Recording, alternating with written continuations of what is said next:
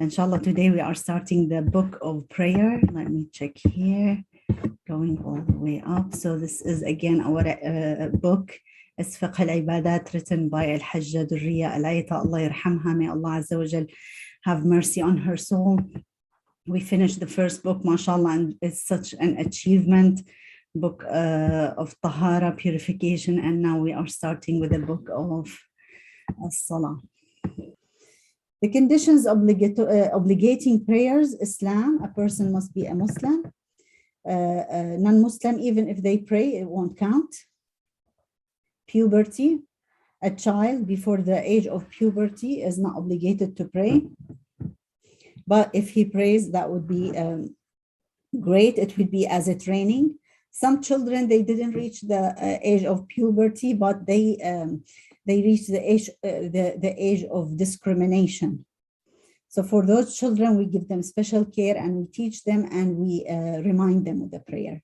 And remember, the age between 7 and 10, it is, subhanallah, the year of training for wudu and for salah. So when they reach 10, they know how to make the wudu on their own, to maintain their purity, and to make salawat correctly.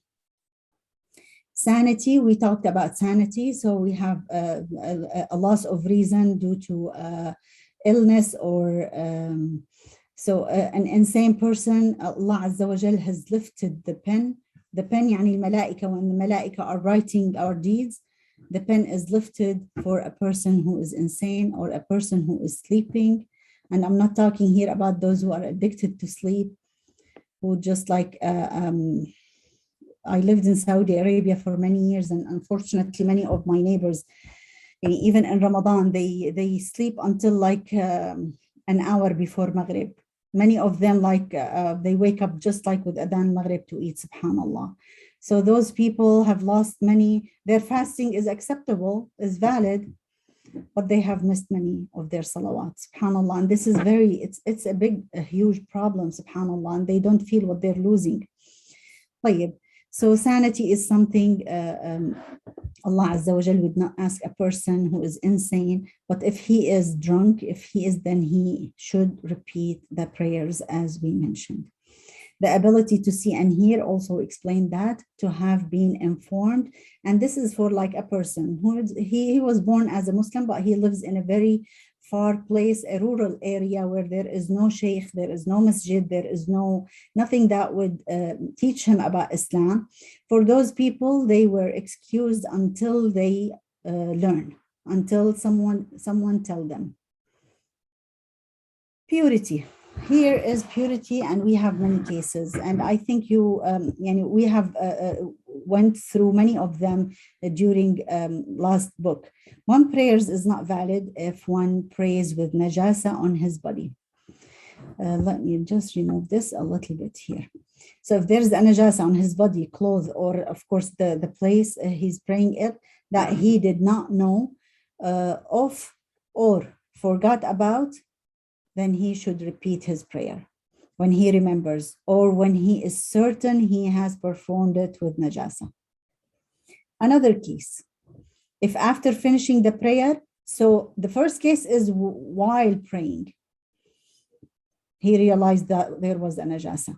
Now here, after finishing the prayer, one notices najasa that he could have conducted during or after the prayer, then one's prayer is valid. Don't worry about repeating it. Number 3, we must inform someone who is ignorant about the fact of najasa if his clothes, body, or place of prayer have najasa. So it's a duty upon us to tell them. If one gets a najasa on a portion of one's garment or body and loses track of its spot, then all of it must be washed. Subhanallah, very basic, but very important. If one finds no water to wash away a spot of inexcusable najasa, and inexcusable najasa could be major or medium najasa, which is, we know what it is, on a garment, then he may perform the prayer unclothed and need not to make it up. If one has to put the najasa garment on, such as in cold or hot weather, they can't, but to wear it, then he may pray in it, but he must make up the prayer later. Why? Because those cases are rare, so it will not be given any excuse. If one finds no water to wash away an excusable najasa on his body, he must pray on time, then repeat the prayer later. So as you see, we still have to pray on time, even with najasa, subhanallah, not to leave our prayer. One must be certain of the purity of one touches when standing, sitting, and prostrating, whether below, above, or on the sides. And if you are praying in one room, you must know that if you're touching the wall, for an example, or if it has a low ceiling and your head is touching that ceiling, that the ceiling is ṭahāra, is pure, everything is pure around you. One must be certain of the purity of one touches. Yes, I think we said that. Number 8, one's prayer is valid if performed on a pure rug placed on najasa place, as long as the rug that you're touching is pure. One's prayer is valid if performed on the pure portion of a rug or a mat that is affected, and the side of it affected some najasa on another part. And it's not valid if performed on that najis part. So let's say you have a big rug, part of it has najasa, but you chose to pray on the place that has no najasa, your salah is valid, unless you touch that najis part.